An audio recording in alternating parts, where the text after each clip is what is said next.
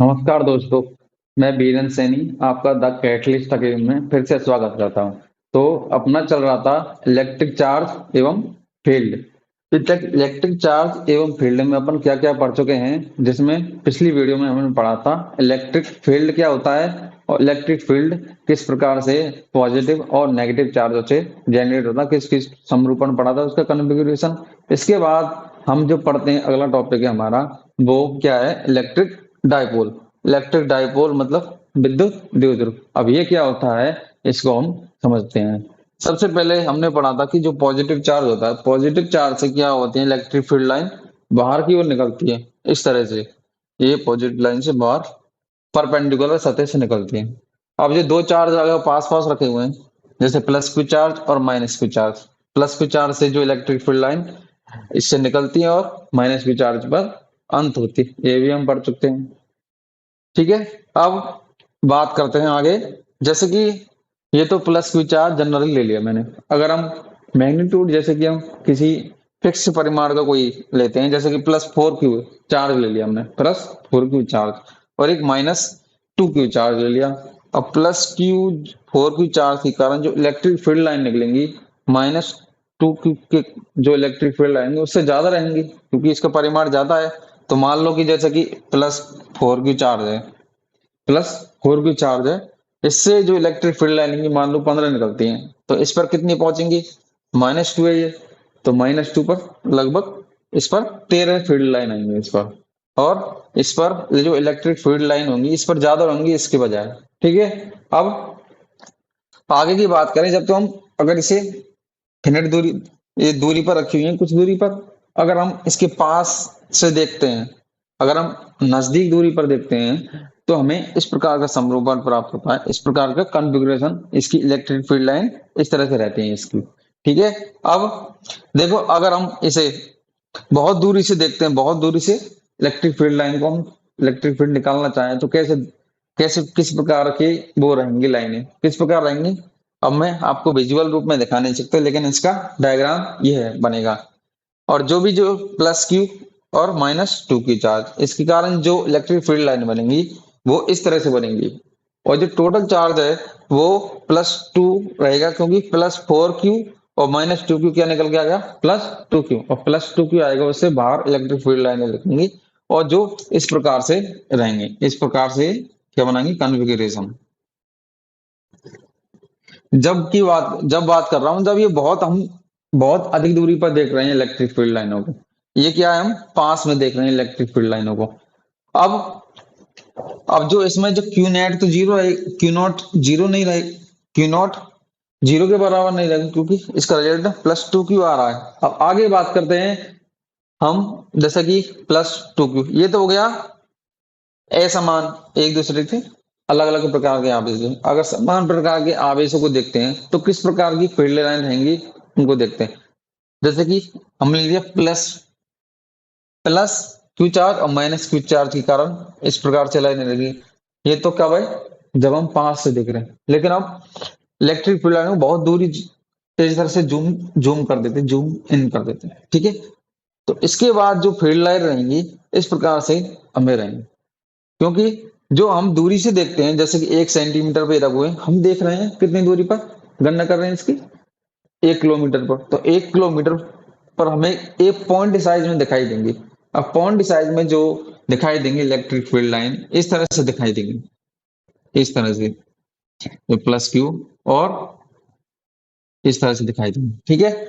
अब जो हमने ये और ये, इसमें क्या अंतर आया, देखो ये तो अलग अलग प्रकार के आवेश हैं और ये सेम प्रकार के आवेश हैं। दोनों में जो इलेक्ट्रिक फील्ड लाइन का डिस्ट्रीब्यूशन है अलग अलग प्रकार से हो रहा है। ठीक है। अब देखो इसमें तो क्या हो रहा है, जो इलेक्ट्रिक फील्ड है, इसमें जो इलेक्ट्रिक फील्ड की इंटेंसिटी किस पर निर्भर कर रही है, टोटल चार्ज पर, क्योंकि प्लस फोर क्यू माइनस फिर टू क्यू आ रहा है, प्लस मतलब सिग्मा क्यू टोटल चार्ज पर डिपेंड कर रहा है। ठीक है। इसमें इलेक्ट्रिक फील्ड की लाइन किस पर, टोटल चार्ज पर। लेकिन अब अगर हम सेम प्रकार के चार्जों की बात कर रहे हैं, तो क्यू नेट तो इसका जीरो हो गया, क्यू नॉट क्यू जो नेट है इसका जीरो हो गया, प्लस क्यू माइनस क्यू बराबर जीरो।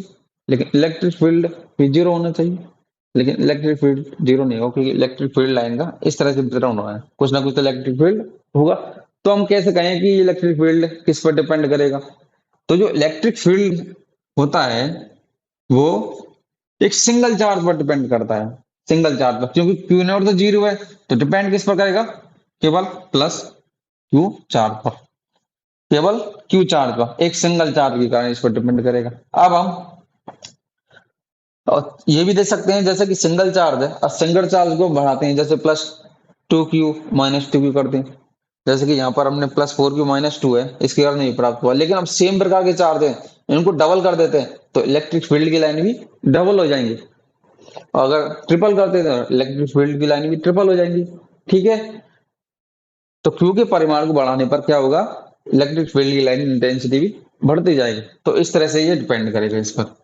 ठीक है, अगर हम बात करें जो plus Q minus Q charge है, इनकी कुछ डिस्टेंस होगी, तो कुछ डिस्टेंस होने के कारण उस पर क्या प्रभाव पड़ेगा दूरी अगर चेंज करते हैं तो? जैसे कि हमने बात की थी, जैसे कि हम जैसे जैसे दूरी हम इसके पास जाते हैं तो क्या हुआ? जो डिस्टेंस है वो इस प्रकार से डिपेंड करती है, क्यू प्रोपोर्शनल डी, जो डिस्टेंस है क्यू चार्ज के मध्य की दूरी। ठीक है, और चार्जों की दूरी बढ़ाने पर क्या होगा? इलेक्ट्रिक फील्ड इंटेंसिटी बढ़ेगी, लेकिन चार्ज को हटा रहे हैं तो इलेक्ट्रिक फील्ड जो इंटेंसिटी घटेगी, इस प्रकार से। अगर इनको दोनों को लिखें एक साथ तो ई प्रोपोर्शनल क्यू डी आता है। ठीक है, अब जो क्यू डी है ये क्या है? यही हमारा इलेक्ट्रिक डाइपोल।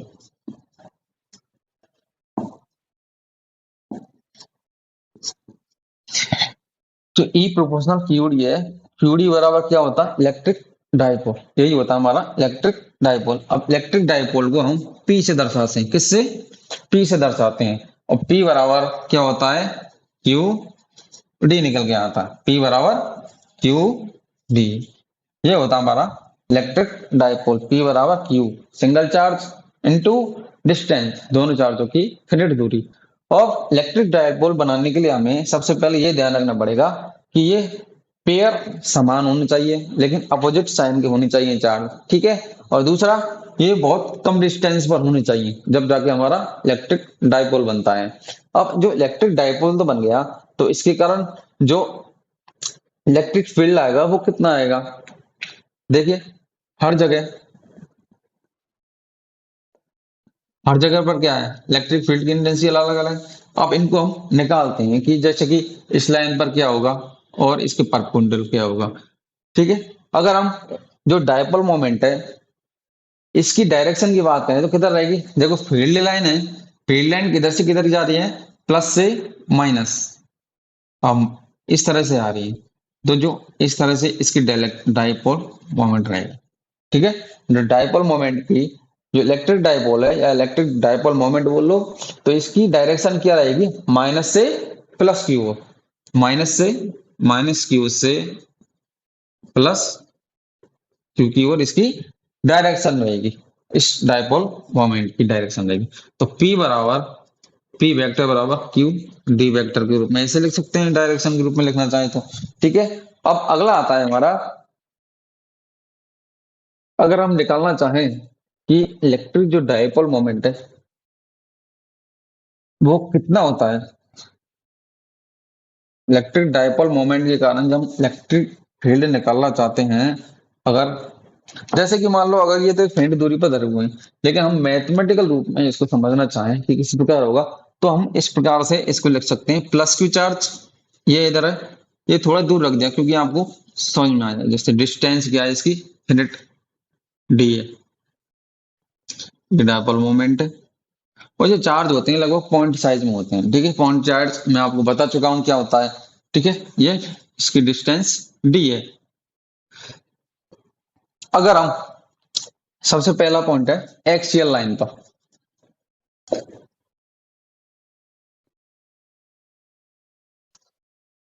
अब एक्सियल लाइन पर जो इलेक्ट्रिक फील्ड होगा उसका क्या होगा, उसको निकालते हैं हम।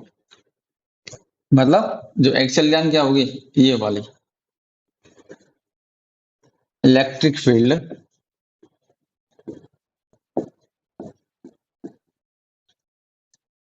इन एक्सियल लाइन, हिंदी में बोलते हैं इसे अच्छी रेखा पर विद्युत क्षेत्र। तो निकालते हैं चलो। अब जो प्लस क्यू चार्ज और माइनस क्यू चार्ज, क्या ये प्लस क्यू चार्ज और माइनस क्यू चार्ज। अब जो इसको जो मिलाने वाली रेखा है, प्लस क्यू चार्ज और माइनस क्यू चार्ज को मिलाने वाली रेखा क्या हो जाएगी, ये हो जाएगी। इसे बोलते हैं एक्सियल लाइन। क्या बोलते हैं, एक्सियल लाइन। अगर इस बिंदु पर हम इलेक्ट्रिक फील्ड निकालना चाहते हैं, मान लो कि माइनस क्यू चार्ज है इस पॉइंट पर, पी पॉइंट है, और यहां से की इसकी दूरी क्या है, आर मान लो। क्या मान लेते हैं, आर। ठीक है। अब अब बात करते हैं कि जो हमारा पॉइंट पी है, इस पर इलेक्ट्रिक फील्ड क्या होगा। एक तो माइनस क्यू चार्ज के कारण रहेगा और एक प्लस क्यू चार्ज के कारण। निकालो। जो माइनस क्यू चार्ज के कारण होगा वो क्या होगा, के क्यू अपॉन डिस्टेंस क्या है यहाँ से आधा की आर, आर स्क्वायर, और माइनस में माइनस लग जाएगा। ठीक है। और ई प्लस के कारण क्या होगा, ई प्लस के कारण के क्यू अपॉन यहां से यहां तक की डिस्टेंस क्या हो जाएगी, आर प्लस डी का होल स्क्वायर। ये तो प्लस की का माइनस के कारण और प्लस के कारण इलेक्ट्रिक फील्ड की इंटेंसिटी निकाल ली। ठीक है। अब इसके बाद जो नेट इलेक्ट्रिक फील्ड क्या आएगा, नेट तो क्या होता है,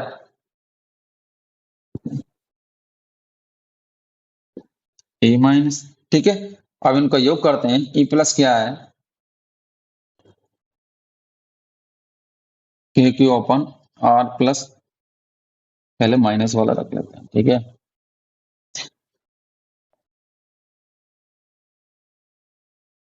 अब जो E minus minus K Q upon R square, E plus K Q upon R plus D square. ठीक है।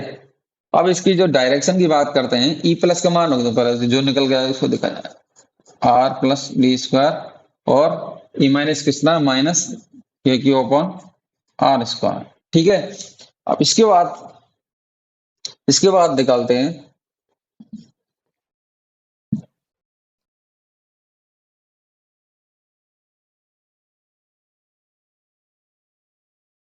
इसके बाद जो निकल के आता है हमारा, तो के क्यू को क्या करते हैं, कॉमन ले लेते हैं। ई नेट बराबर के क्यू कॉमन ले लेते हैं, और 1/r प्लस डी का whole square minus 1/r square. ठीक है। अब अब जो दूरी है हमारी आर प्लस डी, अब इसको भी कैलकुलेट कर लेते हैं। के क्यू, ये क्या हो जाएगा, 1/r स्क्वायर कोष्टक आर प्लस डी का, आर प्लस डी का होल स्क्वायर, और ये क्या जाएगा ऊपर, आर स्क्वायर माइनस, इसे खोल लेते हैं, R square minus 2r d plus minus D square, ये निकल के आ जाता है हमारा। अब देखो, माइनस आर स्क्वायर से माइनस आर स्क्वायर कट गया। ठीक है। इसके बाद जो के क्यू, इससे पहले एक कंडीशन रहती है कि जो हमारा जो दूरी है वो बहुत अधिक होती है, बहुत अधिक होती है किससे, जो डायपोल मोमेंट, जो डायपोल मोमेंट होता है उसके मध्य की जो दूरी होती है, plus Q minus Q charge के मध्य की दूरी की तुलना में बहुत अधिक होती है। तो इसको क्या करते हैं, नगण्य मान सकते हैं। एक तो मान लो आर बराबर मान लो 100 सेंटीमीटर है, और डी बराबर 0.1 सेंटीमीटर। ठीक है। अब देखो कितना अधिक है इससे। ठीक है। अब इसका स्क्वायर करते हैं तो ये और कम हो जाएगा, तो डी स्क्वायर को तो हम नेग्लिजिबल मान लेते हैं। जो निकल के आता है हमारा, ए नेट बराबर के क्यू, ए नेगलेक्ट कर दिया, minus 2r d upon R square कोष्टक, इसमें से आर कॉमन ले लेते हैं। ठीक है। क्या ले लिया, आर, आर कॉमन लेते हैं तो आर क्यू बार आ जाएगा, R 1 plus D upon R का होल स्क्वायर, इस प्रकार से। अब इसमें भी हम, आर बहुत अधिक है और डी कम है, तो इसको नेग्लिजिबल मान लेते हैं। तो क्या निकल के आएगा, minus K Q 2r d upon क्या बचा, आर क्यू, क्या बचा, आर इसमें से आर स्क्वायर बाहर आएगा इसमें से, तो ये हो जाएगा R4, ये आ जाएगा R4। इस प्रकार से हमारा ये निकला। अब आगे बात करते हैं, ई नेट बराबर R4 से R बढ़ गया, क्या बचा 2k क्यू, R से एक R कट जाएगा और बचा RQ। ठीक है, ये निकल गया हमारा है माइनस में। ठीक है, तो QD अपॉन RQ। अब हमने पहले बता चुका हूं, जो QD होता है वो क्या होता है, QD होता है वो क्या होता है, डायपोल मोमेंट। अब डायपोल मोमेंट हम क्या रख सकते हैं, डायपोल मोमेंट हो इसको हम क्या रख सकते हैं, ई नेट बराबर P बराबर क्या होता है QD, तो इसकी जगह two two KP upon RQ। इस प्रकार से देखिए, जो मेरा निकला था ई वेक्टर, ई बराबर 2KP अपॉन RQ। ठीक है, अब मैंने क्या किया था कि जो प्लस क्यू और माइनस क्यू चार्ज के कारण इस पॉइंट पर निकाला था मैंने। अब किताबों में तो एनसीईआरटी में दिया, इधर प्लस क्यू दिया हुआ है, इधर माइनस क्यू आ रहा है, इधर माइनस क्यू लिया था, उसके कारण वो पहले से ही उधर पॉजिटिव आ जाता है। लेकिन मैंने इधर माइनस क्यू लेने पर ये नेगेटिव ही आना है, इधर नेगेटिव आना, तो ये बताता है कि जो हमारा रिजल्टेंट इलेक्ट्रिक फील्ड है, जो हमारा जो इलेक्ट्रिक फील्ड है रिजल्टेंट है ये, और जो रिजल्टेंट इलेक्ट्रिक फील्ड की जो डायरेक्शन है वो किधर होगी, माइनस चिन्ह यही बताता है डायरेक्शन किधर होगी। जो हमने ये तो नेट बता दिया कि इधर है, लेकिन जो रिजल्टेंट निकला हमारा वो किधर बताएगा, वो इधर बताए, इधर की तरफ बताएगा। ठीक है, ये रिजल्टेंट जो इलेक्ट्रिक फील्ड की डायरेक्शन है वो इधर बताएगा। जैसे कि हमारा जो एक्स अक्ष और वाई अक्ष होता है, जो इलेक्ट्रिक फील्ड की डायरेक्शन किधर है, एक्स अक्ष मतलब माइनस एक्स अक्ष की तरफ है, तो ये इस प्रकार हो जाएगा। लेकिन जो पी वेक्टर की जो जो डायपोल मोमेंट है, मैं आपको पहले ही बता चुका हूं, उसकी डायरेक्शन किधर होती है, माइनस क्यू से प्लस क्यू, तो वो भी माइनस एक्स एक्स, अगर माइनस एक्स और ये प्लस, तो हम इसको वेक्टर फॉर्म में लिखें तो टू टू के पी वेक्टर अपॉन आर के। ठीक है, क्योंकि दोनों की डायरेक्शन एक ही दिशा में, इलेक्ट्रिक फील्ड जो रिजल्टेंट इलेक्ट्रिक फील्ड है, और जो हमारा रिजल्टेंट इलेक्ट्रिक फील्ड है इसकी दिशा भी इधर है और पी वेक्टर भी इधर से। तो कंफ्यूज मत होना कि मैं पहले ही बता चुका हूं कि जो एनसीईआरटी में इधर प्लस क्यू लिया है, इधर माइनस क्यू वाली, लेकिन मैंने इधर प्लस क्यू और माइनस क्यू, इधर माइनस क्यू लिया है, तो इस तरह से ये हो जाएगा हमारा। तो कंफ्यूज होने की कोई दिक्कत नहीं है, आपको समझने की जरूरत है। ठीक है, ये डायपोल मोमेंट किस पर निकाला हमने, इलेक्ट्रिक डायपोल मोमेंट हमने एक्सियल लाइन पर निकाला। ये इस प्रकार से होता है हमारा ई वेक्टर बराबर 2KP वेक्टर अपॉन आर की, एक्सियल लाइन पर जो हमारा इलेक्ट्रिक फील्ड होता है दोनों की दिशा एक ही दिशा में होती है। ठीक है, अब आगे बात कर रहे हैं, जो हम आगे बात करते हैं, अब अगर हम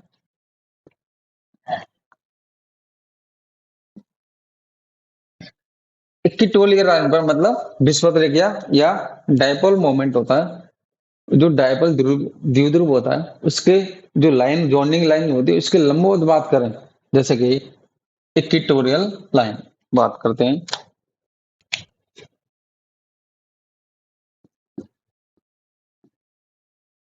इक्वेटोरियल लाइन, इसका मतलब है कि विषुवत रेखा में विद्युत क्षेत्र किस प्रकार निकालेंगे। अब मैं आपकी किताब के अनुसार ले रहा हूं, तो आपको कोई कंफ्यूज होने की जरूरत नहीं है। ठीक है, इसके बाद जो हमारा जो प्लस क्यू चार्ज है, मान लो इधर माइनस क्यू लेता हूं और इधर प्लस क्यू लेता हूं। ठीक है, अब जो लाइन होती है हमारी इसको इससे मिलाते हैं, और इसके बाद जो डिस्टेंस होती है वो डी होती है।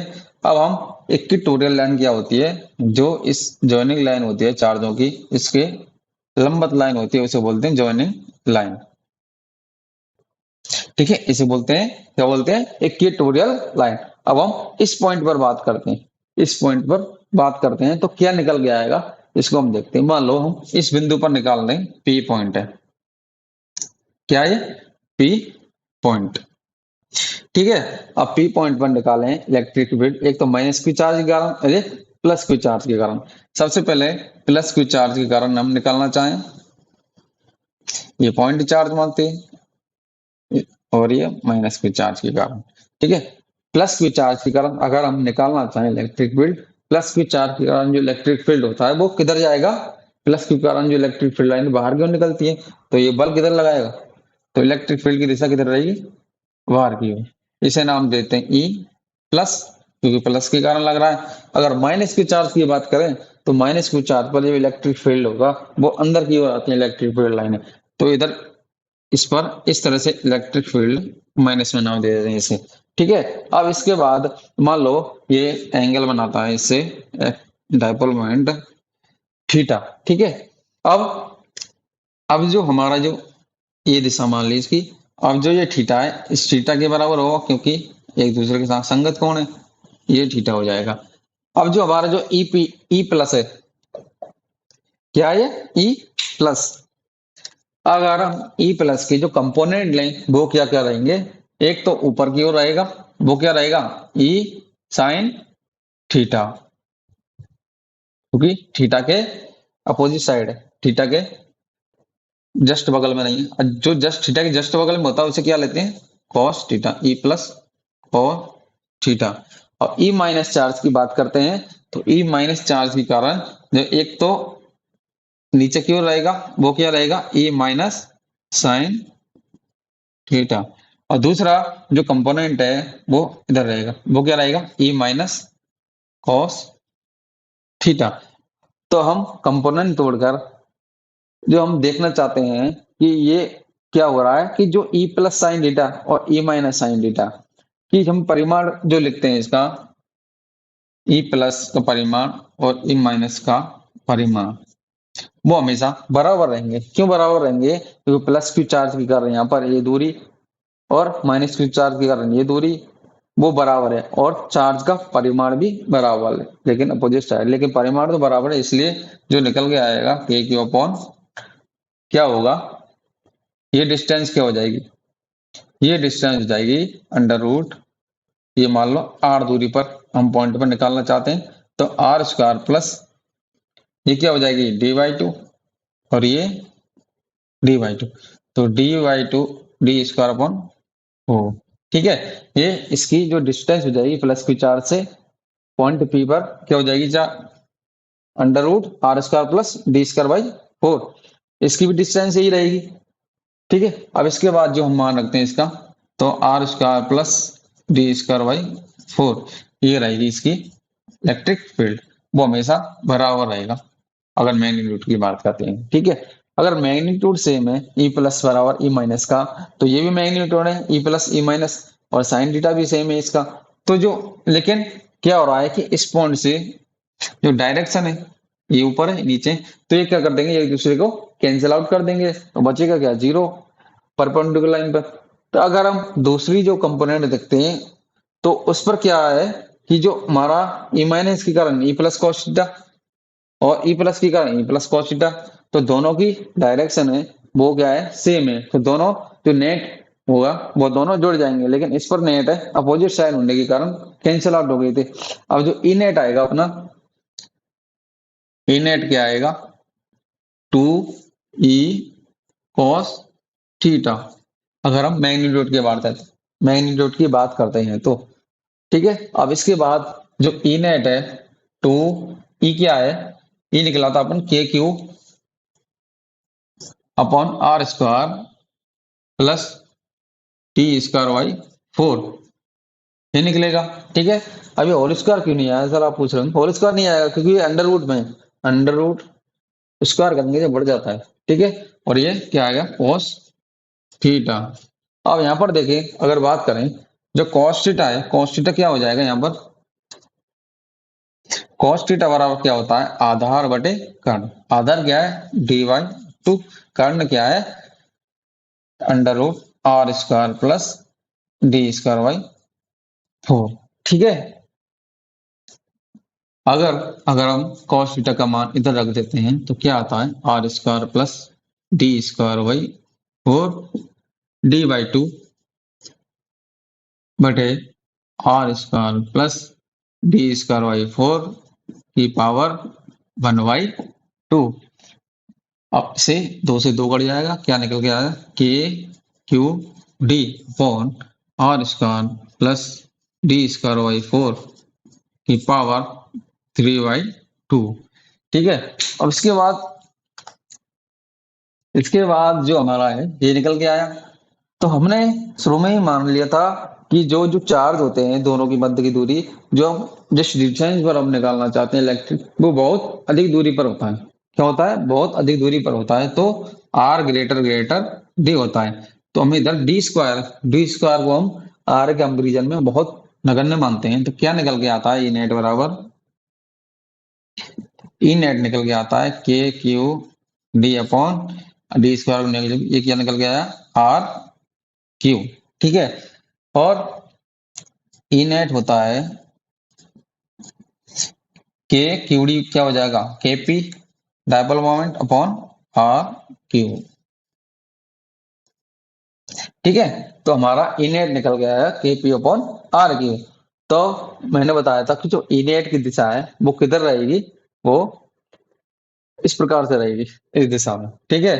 अगर हम डायपोल मोमेंट की बात करें, जो डायपोल मोमेंट है इसमें तो इलेक्ट्रिक फील्ड की डायरेक्शन किधर है, इधर की हो। ठीक है। अब वही बात आ गई। अब जो डायपोल मोमेंट है उसकी दिशा क्या होती है, माइनस से प्लस। तो डायपोल मोमेंट माइनस से प्लस, तो डायपोल मोमेंट की दिशा इधर रहेगी।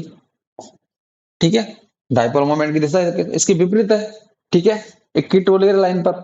लेकिन अगर हम इसको डायरेक्शन रूप में लिखना चाहें तो किस रूप में आएगा, K P vector upon R Q. तो आर क्यू रहेगा K Q upon R Q. तो क्या रहेगा, वो माइनस में आ जाएगा, क्योंकि दोनों की डायरेक्शन अलग अलग है। ठीक है। ये आपका यहां तक ई नेट बराबर माइनस के पी अपॉन आर क्यू। एक तो हमारा एक्सियल लाइन पर हो गया। एक्सियल लाइन पर क्या निकला था, के टू के पी अपॉन आर क्यू, उसमें दोनों की डायरेक्शन सेम थी। इसके बाद हमने इक्वेटोरियल लाइन पे लगाया था। इसके बाद हमने इस क्या आया था, ये माइनस के पी अपॉन आर क्यू। इसमें क्या हो रहा है, जो नेट इलेक्ट्रिक फील्ड और जो डायपोल मोमेंट है उसकी डायरेक्शन अलग अलग हो जाती है। ठीक है। अगर हम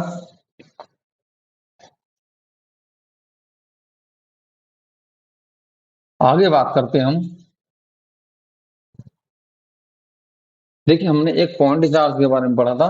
ये जो पॉइंट चार्ज होता है वो, इसके कारण जो हमने इलेक्ट्रिक फील्ड की इंटेंसिटी निकाली थी वो क्या आई थी, किसी पर्टिकुलर दूरी पर के क्यू अपॉन आर क्यू, के क्यू अपॉन आर स्क्वायर। वो इलेक्ट्रिक फील्ड किस पर डिपेंड करता है, 1 अपॉन आर स्क्वायर।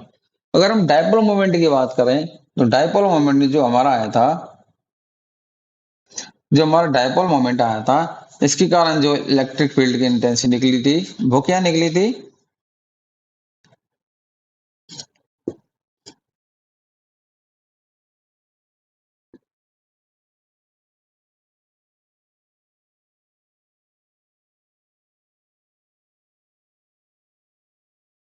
ये डायपोल मोमेंट है हमारा।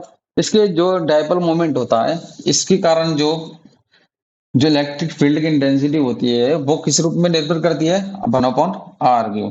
तो हम यहाँ पर देख रहे हैं, एक तो पॉइंट चार्ज, एक डायपोल के कारण, तो जो इलेक्ट्रिक फील्ड की 1 upon R square, 1 upon R Q.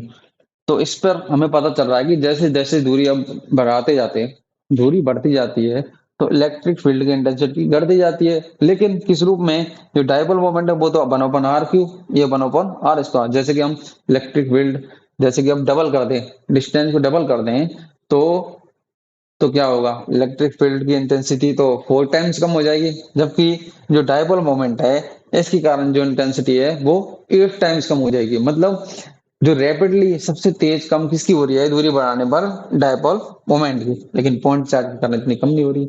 तो आज इतना ही। Thank you. तो आगे बढ़ते हैं हम कल। हमारे चैनल को लाइक करें, सब्सक्राइब करें। Thank you.